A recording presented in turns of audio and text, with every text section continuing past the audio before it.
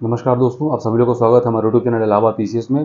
आज की क्लास में हम नोटिस को डिस्कस करेंगे कि नोटिस कब आ जाएगी, इलेक्शन जब खत्म होगा उसके बाद सबसे पहला एग्जाम कौन सा होगा और सेंटर के बारे में यूपीपीएससी आयोग में इस समय क्या चल रहा है। ठीक, उसके पहले आज हम पॉलिटी और ज्योग्राफी में दो चैप्टर्स को डिस्कस करेंगे कि पॉलिटी के उस चैप्टर में किस किस पोर्शन कवर करना है और ज्योग्राफी में आज के टारगेट को क्या क्या रखना है। तो पहले उन दोनों चीज़ों को हम डिस्कस कर लेते हैं, फिर उसके बाद बात करते हैं हम नोटिस की। वीडियो को ज़्यादा लंबा नहीं रखा जाएगा, 6 से 7 मिनट में आपकी वीडियो कंप्लीट हो जाएगी और ये वीडियो काफ़ी आपके लिए इन्फॉर्मेटिव और हेल्पफुल भी रहेगी एग्जाम के पर्सपेक्टिव से। तो चलिए वीडियो में बने रहिए, वीडियो को हम स्टार्ट करते हैं। देखिए, हम आज बात कर रहे हैं पॉलिटी में कौन से चैप्टर के salient features of the constitution. तो salient features of the constitution एक इंपॉर्टेंट चैप्टर है पॉलिटी के अंदर, लक्ष्मीकांत के अंदर। इसका सोर्स क्या रखा गया है पॉलिटी के, लक्ष्मीकांत का सोर्स रखा गया। ठीक है, अब देखिए इसमें कई सारे टॉपिक्स थे, अप्रॉक्स 15 से 20 टॉपिक्स थे इस चैप्टर में, लेकिन उसमें से जो सबसे इंपॉर्टेंट है जहां से एग्जाम में क्वेश्चन आता है उसमें से आप देख लीजिए।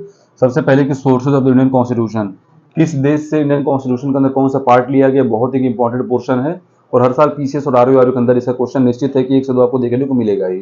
तो सोर्सेज ऑफ इंडियन कॉन्स्टिट्यूशन को कंप्लीट करना है वहां से। फिर federal system with the unitary basis, मतलब federal system in the sense कि अपने पास दो तरीके की गवर्नमेंट होती है, सेंट्रल गवर्नमेंट और स्टेट गवर्नमेंट, जबकि पावर जो ज्यादा होता है किसके पास आता है, सेंट्रल गवर्नमेंट के पास। तो यूनिटरी में क्या हो जाता है, इसके लेकर के बायसनेस हो जाती है। तो federal system government with unitary बायस, इस वाले टॉपिक को कंप्लीट करना है।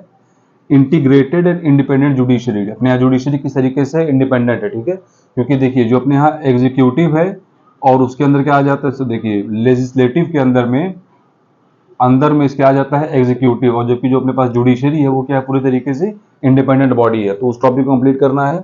इसके बाद फंडामेंटल राइट्स को देख लेना। फंडामेंटल राइट्स को एज ए चैप्टर नहीं, जो उसके अंदर जो पार्ट दिया गया उसको देखना है। जैसे कि इसमें दे दिया गया है कि 14 से लेकर के 18 तक में क्या है, राइट टू इक्वेलिटी दे दिया गया। ठीक है, 19 से लेकर के 22 तक में क्या है, तो राइट टू फ्रीडम है।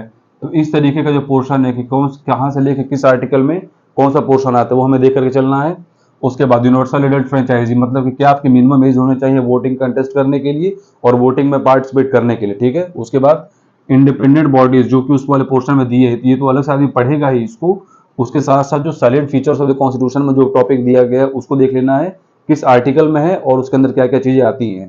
तो उसमें कौन कौन सी चीजें हो गई, इलेक्शन कमीशन, कंट्रोलर और ऑडिटर जनरल कैग, और फिर यूपीएससी या फिर स्टेट की जो सर्विसेज जो बॉडीज होती है। ठीक है, स्टेट सर्विसेज कमीशन, ये सारी क्या रहेंगी, इंडिपेंडेंट बॉडीज रहेंगी। उसके बाद इमरजेंसी प्रोविजन देख लेना है। ठीक है, जैसे कि आर्टिकल 352 में क्या आपका आ जाता है, नेशनल इमरजेंसी। तो इसी तरीके से अलग अलग आर्टिकल में कौन कौन सी इमरजेंसी आते हैं उसको भी डिस्कस करके किसको चलना है, इमरजेंसी प्रोविजन के अंदर। इसके बाद ज्योग्राफी के टारगेट को आज हम देख लेते हैं। ज्योग्राफी में कौन सा अपना टारगेट रखना है, लैटिट्यूडनल एक्सपेंशन। इसका सोर्स क्या रहेगा, घटना चक्र। घटना चक्र से इस वाले पोर्शन को कंप्लीट करना है, लैटिट्यूडनल एक्सपेंशन को। इसके बाद India and tropic of cancer, मतलब कि इंडिया के कौन कौन सी स्टेट्स हैं जहां से कि ट्रॉपिक ऑफ कैंसर क्या होता है, पास होता है। तो एक इसको आपको शॉर्ट में बता दिया जाता है। देखिए कौन कौन सी स्टेट्स हैं उसमें, गुजरात, राजस्थान, मध्य प्रदेश, छत्तीसगढ़, झारखंड, वेस्ट बंगाल, त्रिपुरा और मिजोरम। ये 8 स्टेट्स हैं, 1 2 3 4 5 6 7 8। गुजरात, राजस्थान, मध्य प्रदेश, छत्तीसगढ़, झारखंड, वेस्ट बंगाल, त्रिपुरा और मिजोरम, ये वो स्टेट्स हैं जहां से ट्रॉपिक ऑफ कैंसर पास होता है इंडिया में। उसके साथ साथ हमें कौन चैप्टर देखना है, लैटिट्यूडनल एक्सपेंशन को देखना है। ये आपका सोर्स क्या रखना है, घटना चक्र। ये मैक्सिमम हमको लगता है कि 3 पेज के चैप्टर होंगे, इनको आज कंप्लीट कर लेना है। और पॉलिटी में salient features of the constitution के अंदर सारे टॉपिक्स को कंप्लीट करना है। अब बात करते हैं आज के मेन टॉपिक की, यूपीपीएससी में नोटिस की। नोटिस इसी वीक में, मतलब कि दिस वीक, इस वीक में आपको नोटिस देखने को मिल जाएगा। 100% चांस है इसके। चांसेस क्या है, मतलब कि नोटिस को इस हफ्ते में आ ही जाना है, चाहे वो फ्राइडे तक आ जाए या फिर सैटरडे तक आ जाए। इसके बाद आपका जो फर्स्ट एग्जाम है आफ्टर इलेक्शन, तो इसमें हमें ये जानना है कि जो अपने पहली जो एग्जाम होगी इलेक्शन के बाद में, सबसे जो फर्स्ट एग्जाम होगी अपने एपीएस की होगी। एपीएस में किसकी, यूपीपीएससी एपीएस की, क्योंकि इसका फर्स्ट स्टेज का रिजल्ट आ चुका था। सेकंड स्टेज का जो इसका एग्जाम, जैसे आपका 4 जून को इलेक्शन हो जाएगा, तो मान के चलिए कि जून के एंड में या फिर जुलाई के फर्स्ट वीक में सबसे पहले कंडक्ट कराया जाएगा यूपीपीएससी एपीएस को। इसके बाद कौन सी एग्जाम कंडक्ट कराई जाएगी, पीसीएस की एग्जाम कंडक्ट होगी। और उसके बाद आपका कौन सा हो जाएगा, एग्रीकल्चरल सर्विसेज, जिसका इसमें फॉर्म भरा जा रहा है।